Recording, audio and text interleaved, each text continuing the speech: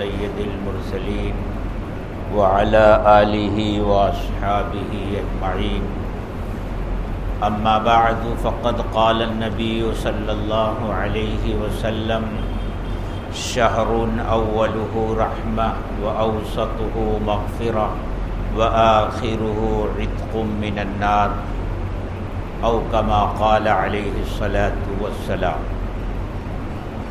محترم بزرگوں اور دوستوں، رمضان المبارک کے 2 عشرے گزر گئے، تیسرا عشرہ شروع ہو چکا ہے۔ اللہ کے رسول صلی اللہ علیہ وسلم نے ارشاد فرمایا کہ ماہ مبارک کا پہلا عشرہ رحمت والا ہے، دوسرا عشرہ مغفرت والا ہے، اور تیسرا عشرہ جہنم سے آزادی والا عشرہ۔ تو رحمت والا عشرہ گزر گیا، مغفرت والا عشرہ آج ختم ہو گیا، اور جہنم سے آزادی والا عشرہ شروع ہو چکا ہے۔ اس آخری عشرے کی 2 خاص باتیں ہیں۔ پہلی بات یہ کہ اس آخری عشرے کا اعتکاف سنت ہے، اس عشرے کا خاص عمل اعتکاف ہے۔ اور دوسری خاص بات اس آخری عشرے کی یہ ہے کہ اکثر و بیشتر شب قدر آخری عشرے میں آتی ہے، اور آخری عشرے کی بھی طاق راتوں میں آتی ہے۔ 21ویں شب جو یہ ہے جس میں ہم اور آپ ہیں موجود، 23ویں شب، 25ویں شب اور 27ویں شب اور 29ویں شب، اس آخری عشرے کی طاق راتیں ہیں۔ اور اللہ کے رسول صلی اللہ علیہ وسلم نے خاص طور سے ان طاق راتوں میں شب قدر کو تلاش کرنے کا حکم دیا ہے۔ ایک مرتبہ اللہ کے رسول صلی اللہ علیہ وسلم نے رمضان المبارک کے پہلے عشرے میں اعتکاف فرمایا، صحابہ نے بھی آپ کے ساتھ اعتکاف فرمایا۔ پھر دوسرے عشرے میں آپ نے اعتکاف فرمایا، صحابہ نے بھی آپ کے ساتھ اعتکاف فرمایا۔ اور جب دوسرا عشرہ ختم ہوا تو بہت سے صحابہ کرام تیاری کرنے لگے اپنے گھروں کو جانے کی۔ تو اللہ کے رسول صلی اللہ علیہ وسلم نے ارشاد فرمایا کہ پہلے عشرے کا اعتکاف میں نے شب قدر کے لیے کیا، دوسرے عشرے کا اعتکاف شب قدر کے لیے کیا۔ جن لوگوں نے میرے ساتھ اعتکاف کیا ہے ان کو چاہیے کہ اس آخری عشرے کا بھی اعتکاف کریں، شاید اللہ تعالیٰ اس آخری عشرے کی طاق راتوں میں شب قدر کو دے دے۔ تو آخری عشرے کی بڑی اہمیت ہے۔ اس کے 2 عمل ہیں، ایک شب قدر کی تلاش اور دوسرے اعتکاف۔ اعتکاف کیا ہے اور معتکف کی حیثیت کیا ہوتی ہے؟ معتکف کی حیثیت یہ ہوتی ہے کہ ایسا شخص جو دروازے پر آ کر کھوٹا گاڑ کر بیٹھ جائے کہ جب تک آپ دیں گے نہیں میں یہاں سے ہٹنے والا نہیں ہوں۔ جیسے بہت سے بھیک مانگنے والوں کو آپ نے دیکھا ہوگا کہ وہ جب کسی کے پیچھے پڑ جاتے ہیں تو لیے بغیر نہیں چھوڑتے۔ یہی حالت معتکف کی ہوتی ہے کہ وہ اللہ کے گھر میں آ کر یہ ارادہ لے کر بیٹھ جاتا ہے کہ اب میں آ گیا ہوں اور لیے بغیر نہیں جاؤں گا، جب تک آپ میری مغفرت نہیں فرمائیں گے اس وقت تک میں یہاں سے نہیں جاؤں گا۔ اور اللہ کو اس کا وہ بندہ جو مچل کر اللہ سے مانگے وہ اللہ کو بہت پیارا لگتا ہے. مچل کر یعنی چمٹ کر کہ آپ کو دینا ہی ہے اور لیے بغیر میں نہیں جاؤں گا. جو اس طرح مانگتا ہے مچل کر اللہ کو وہ بندہ بہت پیارا لگتا ہے. بنی اسرائیل میں ایک شخص تھا بڑا نافرمان اور گنہگار. جس بستی میں وہ رہتا تھا بستی کے سب لوگ اس سے پریشان تھے، سب کو پریشان کیے رہتا تھا. ایک مرتبہ بستی والوں نے آپس میں مشورہ کیا اور اتفاق رائے سے اس شخص کو گاؤں سے نکال دیا، بستی سے باہر کر دیا. اب بستی سے نکل کر وہ جنگل کی طرف چلا گیا. اب جنگل میں نہ کوئی اس کے ساتھ بات کرنے والا، نہ کوئی اس کے ساتھ ہمدردی کرنے والا، نہ کھانے کا انتظام نہ پینے کا انتظام. بھوک لگتی درخت کے پتے کھا لیتا یا پھل ملتا کسی درخت کا وہ کھا لیتا. اس طرح کچھ دن گزرے، پھر وہ بیمار پڑ گیا اور اس کا آخری وقت آ گیا.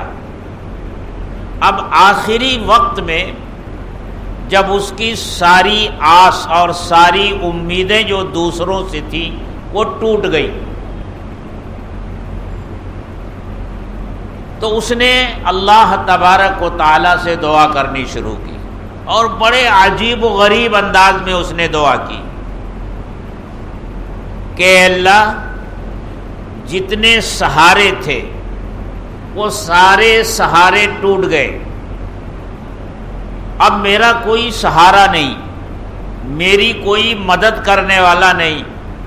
اور اے اللہ یہ بھی میں جانتا ہوں کہ میں بہت بڑا گنہگار بندہ ہوں، ہر گناہ میں نے کیا ہے. اے اللہ اگر میں یہ جانتا کہ مجھے معاف کر دینے سے تیرے مغفرت کے خزانے میں کسی طرح کی کمی آ جائے گی تو میں ہرگز تجھ سے معافی نہ مانگتا.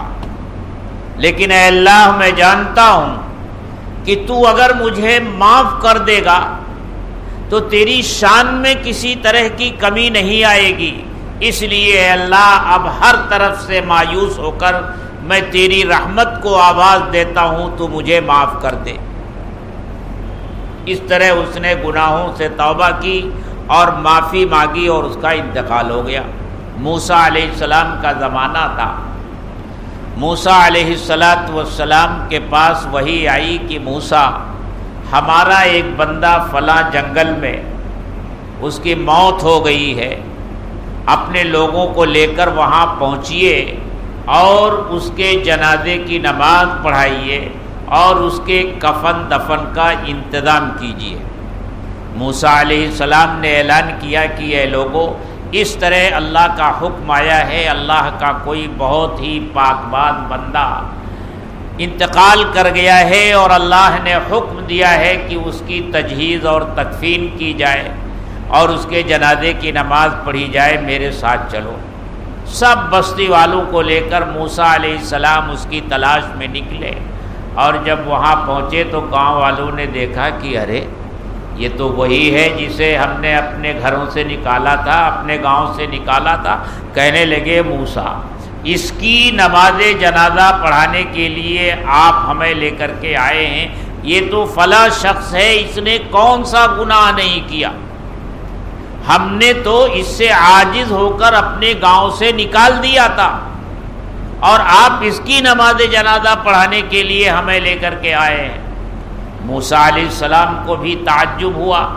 انہوں نے اللہ تعالیٰ کے سامنے عرض کی تو اللہ تعالیٰ کی طرف سے وحی آئی کہ موسیٰ ہمارے اس بندے نے اس طرح اپنے گناہوں سے معافی کی درخواست کی ہے کہ ہم نے نہ صرف اس کے گناہ معاف کر دیے بلکہ آج اس کے جنازے کی نماز میں جتنے لوگ شریک ہوں گے ہم نے ان کو بھی معاف کرنے کا فیصلہ کیا۔ تو اس طرح مچل کر بندہ جب اللہ سے مانگتا ہے تو اللہ کو پیارا ہے۔ ایک واقعہ ہم نے حضرت مولانا قاری محمد طیب صاحب رحمۃ اللہ علیہ کے متعلق کتابوں میں پڑھا اور سنا کہ جب وہ حج کے لیے تشریف لے گئے تو ان کے ساتھ جو رفقائے حج تھے وہ اس زمانے میں سعودیہ کے اندر بڑی غربت تھی۔ یہ پیٹرول کی دولت نہیں آئی تھی، دولت کی ریل پیل نہیں تھی۔ وہاں جب حاجی پوری دنیا سے آتے تھے تو بدوؤں کے بچے ہر جگہ بھیک مانگنے کے لیے ان کے پیچھے پڑے رہتے تھے، یہاں تک کہ مطاف میں، مسعی میں، یعنی جہاں طواف کیا جاتا ہے وہاں بھی، اور جہاں سعی کی جاتی ہے صفا مروہ کے درمیان وہاں بھی لوگ طواف کر رہے ہیں اور یہ پیچھے سے ان کا کپڑا پکڑے ہوئے ہیں۔ لوگ سعی کر رہے ہیں اور یہ ان کے پیچھے پیچھے دوڑ رہے ہیں۔ لوگ یہ خربوز یا تربوز یا کلنگر کہہ لیجئے کھا کر اس کا چھلکا پھینکتے تھے تو اٹھا کر اس کو کھاتے تھے، اتنی غربت تھی۔ حکومت بہت انتظام کرتی تھی کہ حاجیوں کو یہ پریشان نہ کریں، لیکن وہ مانتے نہیں تھے۔ حضرت قاری صاحب رحمۃ اللہ علیہ سے ساتھیوں نے شکایت کی کہ حضرت یہ بچے ہمیں بہت پریشان کرتے ہیں، نہ تلاوت کرنے دیتے ہیں، نہ طواف کرنے دیتے ہیں، نہ سعی کرنے دیتے ہیں، جہاں جاؤ جس جگہ جاؤ وہاں یہ پیچھے پڑ جاتے ہیں اور جب تک کچھ دے نہ دو اس وقت تک یہ پیچھا نہیں چھوڑتے، انہوں نے تو پریشان کر رکھا ہے۔ قاری صاحب کو ہمارے بزرگوں نے حکیم الاسلام کا خطاب دیا تھا۔ حکیم الاسلام تھے، بڑی حکمت کی باتیں کرتے تھے۔ فرمایا یہ بچے تمہیں مانگنے کا سلیقہ اور ڈھنگ سکھا رہے ہیں کہ مانگنا کیسے چاہیے۔ جس طرح یہ تم سے چمٹ جاتے ہیں اور لیے بغیر تمہارا پیچھا نہیں چھوڑتے، یہی مانگنے کا ڈھنگ ہے۔ اللہ سے اسی طرح چمٹ جاؤ، اسے اسی طرح پکارو۔ یہ بے نیازی کے ساتھ مانگنا، اللہم رب اغفر وارحم وانت خیر الراحمین آمین برحمتک یا ارحم الراحمین۔ جیسا آج کل ہمارے یہاں مسجدوں میں دعائیں پڑھی جاتی ہیں، دعا مانگی نہیں جاتی۔ ایک آدمی چند کلمات پڑھتا ہے مصلی پر بیٹھ کر کے اور دوسرے پیچھے لوگ آمین آمین کہہ دیتے ہیں۔ جو مصلی پر بیٹھا ہے اکثریت ایسے لوگوں کی ہوتی ہے کہ ان کو یہی پتہ نہیں ہوتا کہ وہ کیا مانگ رہے ہیں، عالم نہیں ہوتے، صرف حافظ ہوتے ہیں۔ وہ جو دعائیں مانگتے ہیں ان میں کیا مانگ رہے ہیں بس یاد کر لیا ہے، پتہ نہیں رہتا کیا مانگ رہے ہیں، بس ایک رسم ادا کرتے ہیں، دعا پڑھتے ہیں اور پیچھے لوگ آمین کہتے ہیں۔ تو یہ دعا پڑھنا ہوا، دعا مانگنا نہیں ہوا۔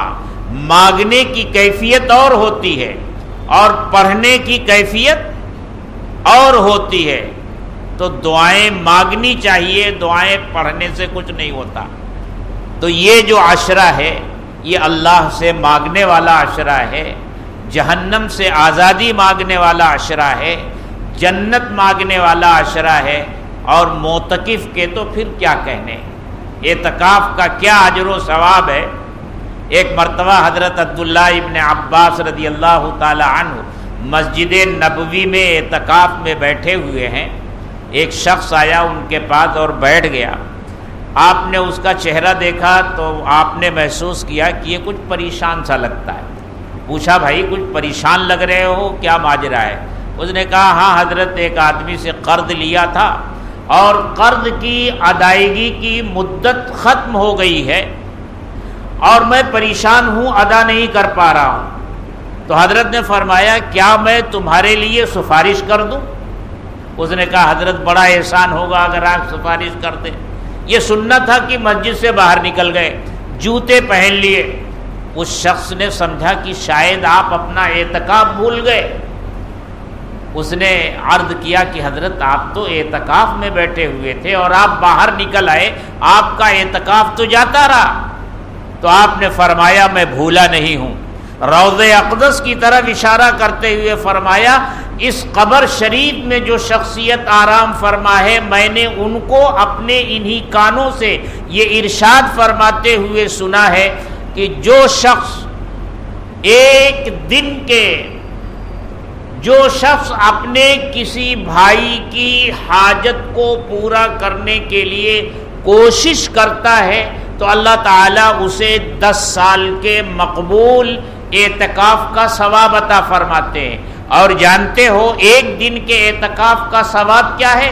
ایک دن کے اعتکاف کا ثواب یہ ہے کہ معتکف کے درمیان اور جہنم کے درمیان ایسی 3 خندقیں حائل ہو جاتی ہیں کہ ہر خندق کی چوڑائی اتنی جتنی زمین اور آسمان کے درمیان جتنا فاصلہ ہے، اتنی چوڑائی ایک خندق کی ہے۔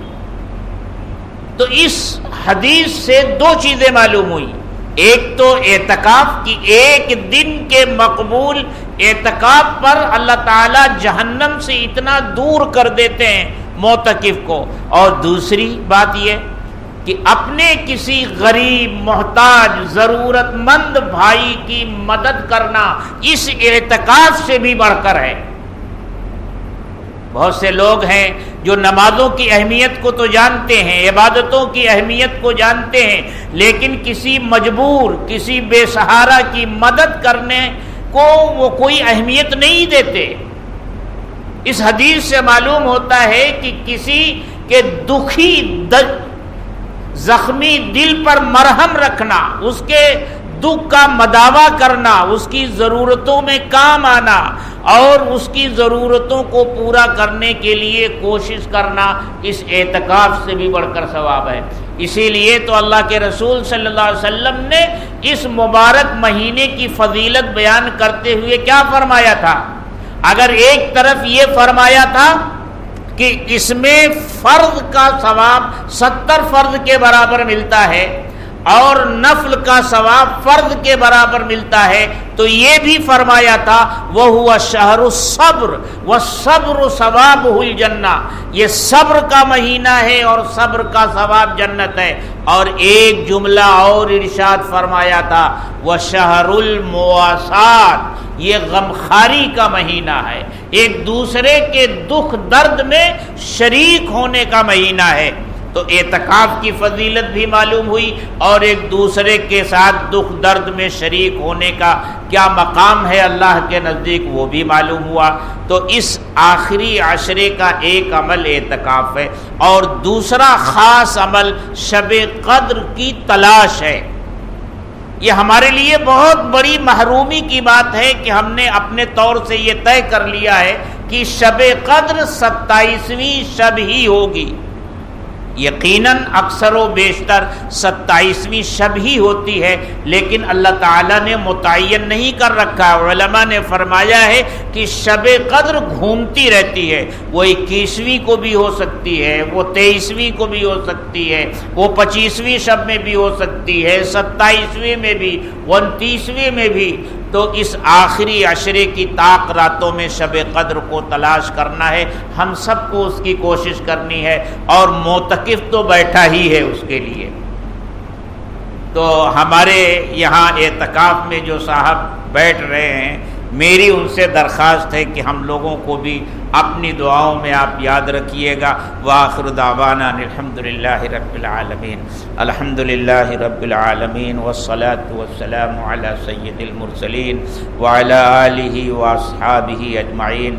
ربنا ظلمنا انفسنا ربنا ظلمنا انفسنا ربنا ظلمنا انفسنا وان لم تغفر لنا وترحمنا لنكونن من الخاسرين ربنا لا تؤاخذنا ان نسينا او اخطأنا ربنا ولا تحمل تحمل علينا إصرا كما حملته على الذين من قبلنا ربنا ولا تحملنا ما لا طاقة لنا به واعف عنا واغفر لنا وارحمنا أنت مولانا فانصرنا على القوم الكافرين یا ارحم الراحمین یا اکرم الاکرمین یا ذو الجلال والاکرام۔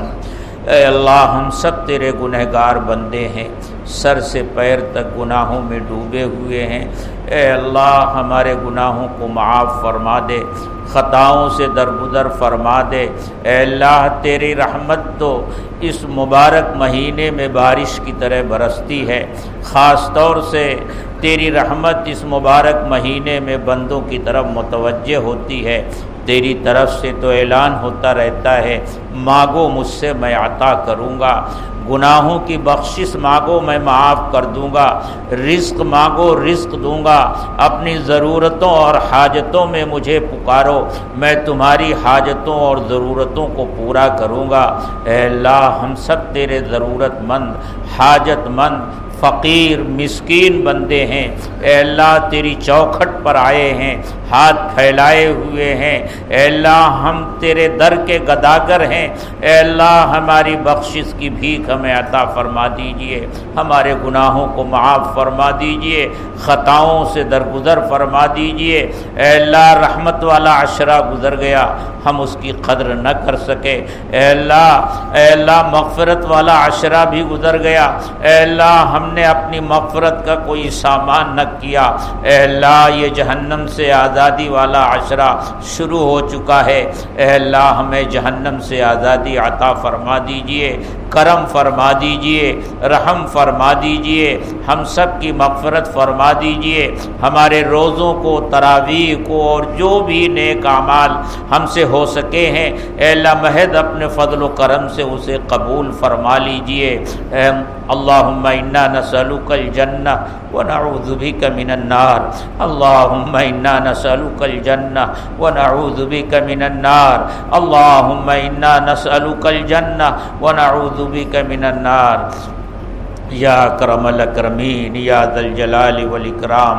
اے اللہ ہم جب تک اس دنیا میں ہیں اے اللہ اسلام کے ساتھ ہمیں زندہ رکھ، اور اے اللہ موت کے وقت ہمارا خاتمہ ایمان پر فرما، حسن خاتمہ کی دولت نصیب فرما، مرتے وقت کلمہ شہادت ہماری زبانوں پر جاری فرما۔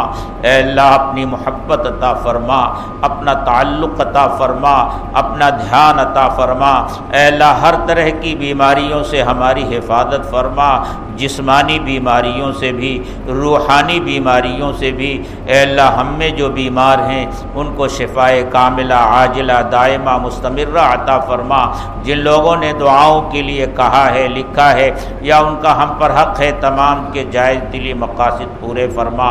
ربنا تقبل منا انک انت السمیع العلیم وتب علینا انک انت التواب الرحیم، وصلی اللہ تعالی علی خیر خلقہ محمد وآلہ واصحابہ اجمعین، آمین برحمتہ۔ سید ولد آدم خیر الانام، اس پہ لاکھوں درود، اس پہ لاکھوں سلام۔